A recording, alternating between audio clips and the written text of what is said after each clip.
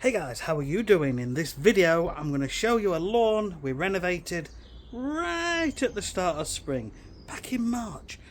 You're going to like this one. Let me show you the progress.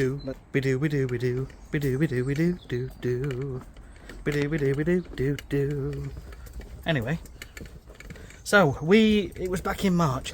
The weather wasn't the best, but it needed to be done. We needed to give it plenty of chance, and there's a lot of shade. Can you remember? So we actually came here at the start of March, and the video was uploaded on the 16th of March. Now that section over there was just literally pure soil, nothing there whatsoever. We cleared everything off. There was an old tarpaulin black sheet, lots of stones and bricks. Very, very stony, this soil.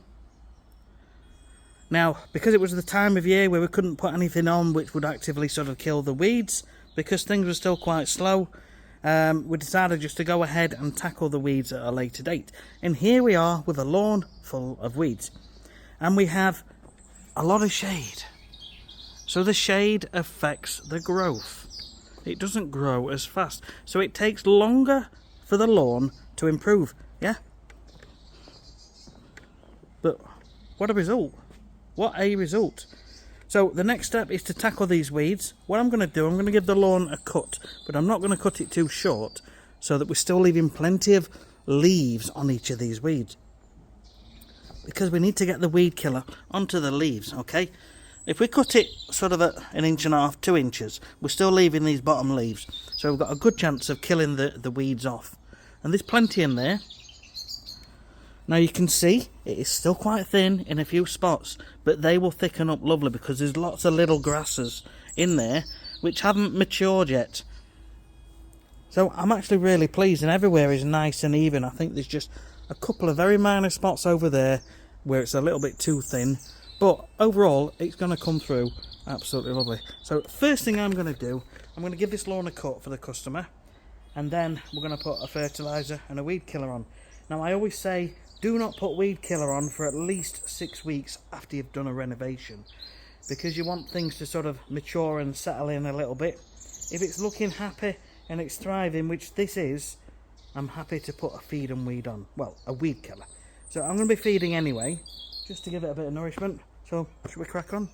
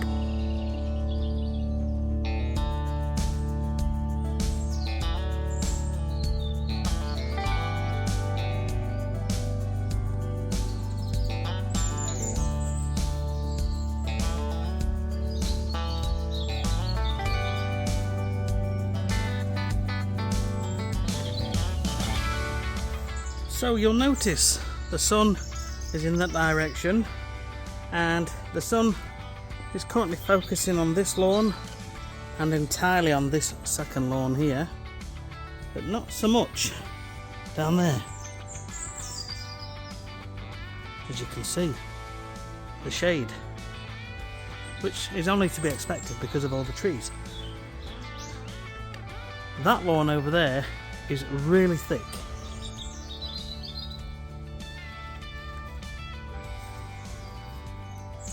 Now the rest of the lawns are going to look exactly the same in a few more weeks' time, once it's just progressed a little bit further and we get plenty more sunlight. That one over there looks great. This one behind me looks pretty good, but over there it's looking a bit thin, but it will come. Now let me show you what we've got to do next to this lawn. So there's a few more things I want to do here. we've got this molehill here, and we have one over there, and then other than that, on this side lawn it's thin, but this will come absolutely fine. I'm totally happy with all of this. There's just a couple of pieces, one there, and it's like overly thin here, but the rest of it you can still see the lines in it. There's just a couple of patches here. I'm just going to drop a little bit more seed down and a bit of compost over the top, and this will be good to go. Now once we've filled these few little areas in, I'm going to put some feed and weed on. I'm going to feed the whole lawn. That's really going to get things moving. It's going to green it up. It's going to get it growing faster, which can then be mowed faster. And those few little areas I'm going to seed. These little molehills, I'm just going to take the excess soil off and then put some seed on those. And then we're going to put a weed killer on the whole lawn, apart from the few little spots where it's bare. We're going to seed those, but we're not going to put weed killer on those actual spots. But 95% of the lawn is going to get a weed killer on. Let's crack on. So, unfortunately, this is what we've got to deal with. Now all we need to do is clear this off, get it level, and put some more seed on. So I'm going to take this gadget out. It's quite a decent sandy soil, that. I think I might use that as a bit of a top dressing, but we want it level. A bit of grass there. Take that out. Still getting all the stones. But anyway.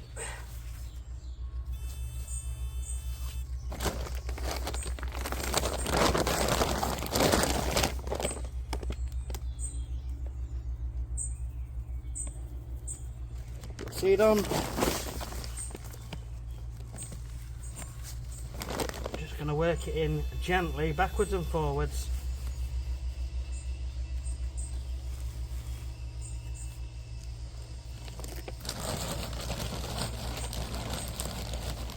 Down a bit of compost, rub between your hands over the surface, put some nutrients back in. Just press it down. You just want to feather it where the existing grass is, so that the compost works down in between the blades of grass. And that's it. Just keep that nice and damp, which is going to be watering a few times a day now, and it'll come up within a week or two.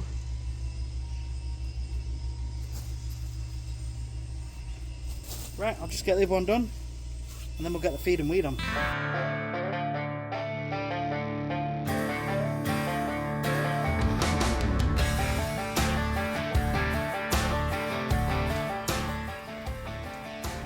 If you just scatter really small thin bits at a time, you often don't have to work it in either. You can just let it sort of fall like snow on top of the grasses.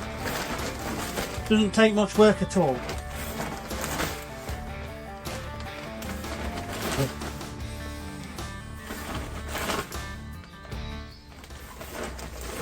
You can use a compost roller, whatever suits you really.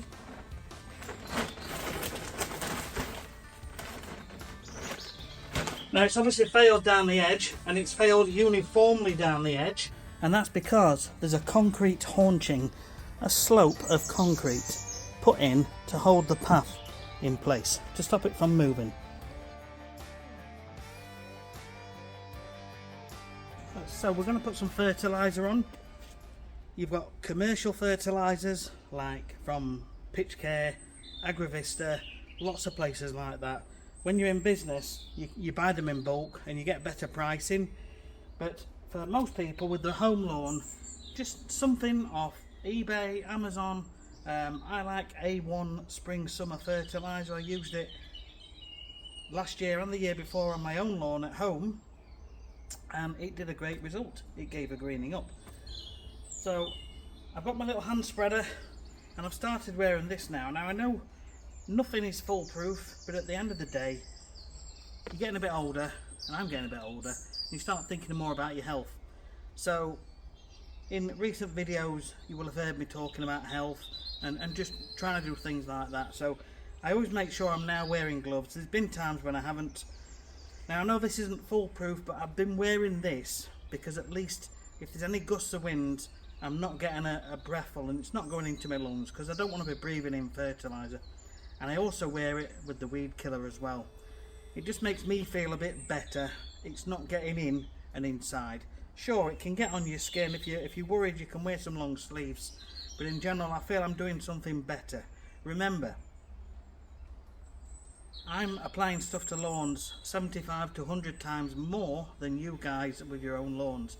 I'm out doing 15 to 20 lawns every single day, which is like 75 to 100 lawns a week. And you've got to look after your health. You have. Now I know there's chemicals in absolutely everything we do in life, even from hairsprays, hair gels, deodorants. So we're never really far away from any risk. But if you can do something to minimise the risks, then you're doing a good thing. So basically, we've got the hand spreader.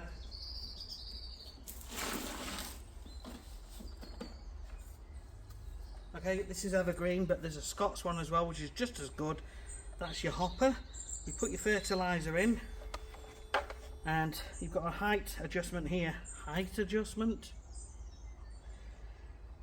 You've got setting 1 to setting 5. On setting 1, when you squeeze this trigger, the hole inside opens a little bit.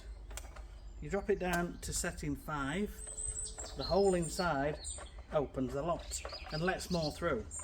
So you put it on whatever setting. I normally go on number 2 or number 3, and then you walk at walking pace and you turn the handle and it comes out of the bottom and distributes across the lawn, probably a metre either side, something like that.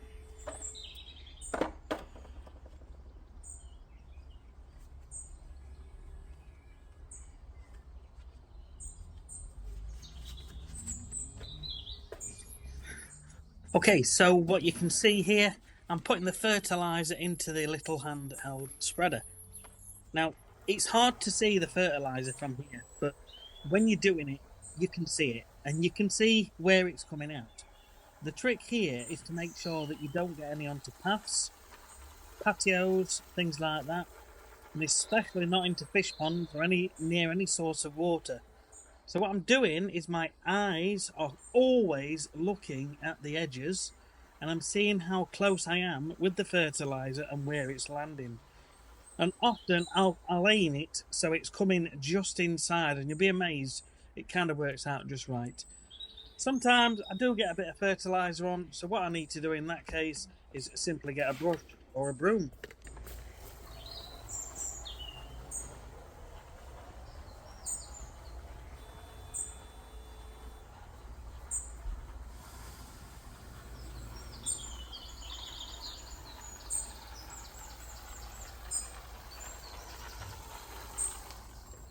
So now we're going to look at the weed spraying.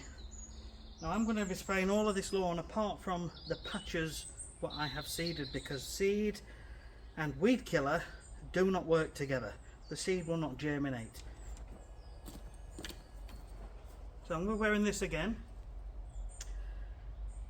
I cannot tell you the weed killer that we use because it's a commercial one, and basically you have to have a license to apply it. So we can't discuss the products that we use, and we can't tell you how to use them because that's not really good. I can't give you advice on a professional weed sprayer, but domestic ones like Weed All for Lawns are actually pretty good, and I have done a video that shows you how to apply Weed All to your lawns using a backpack sprayer, or you can use a little pump sprayer, a nice cheap pump sprayer. I've even done a video showing a nice cheap backpack sprayer as well, which works okay for the number of times you're going to be using it. And simply put, you mix it up according to instructions and you go at walking pace, okay, and as you walk you pump the handle and you spray. Now typically you want the nozzle about half a metre off of the ground, and it will come out maybe up to a metre either side. This is using a red anvil or deflector tip nozzle, okay, and you need a high pressure setting on your sprayer to pump it through one of these. So I use these wooden sticks as a marker, just over a metre, something like that, and I'll spray that strip and then I'll put the next stick over there, but sort of down here, so I know which parts I've sprayed. And that's literally all we do, and it doesn't take long to spray.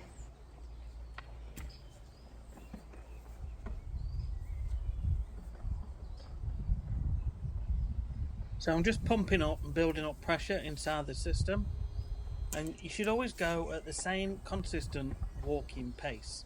You should never slow down significantly, because if your spray is spraying in one spot for more than a few seconds, you are going to burn the lawn. Some of these products are really precise. You have to work out exactly how much you need and calculate how much product you need to spray on one section of lawn. But it's different when you spray multiple lawns a day. You just fill up your sprayer and off you go. So as you can see, I've got the stick at the far end and the stick behind me on the right hand side, and I'm spraying between them. So I know I've just done 3 strips, up and down, up and down, and up and down, and we just carry on from there really.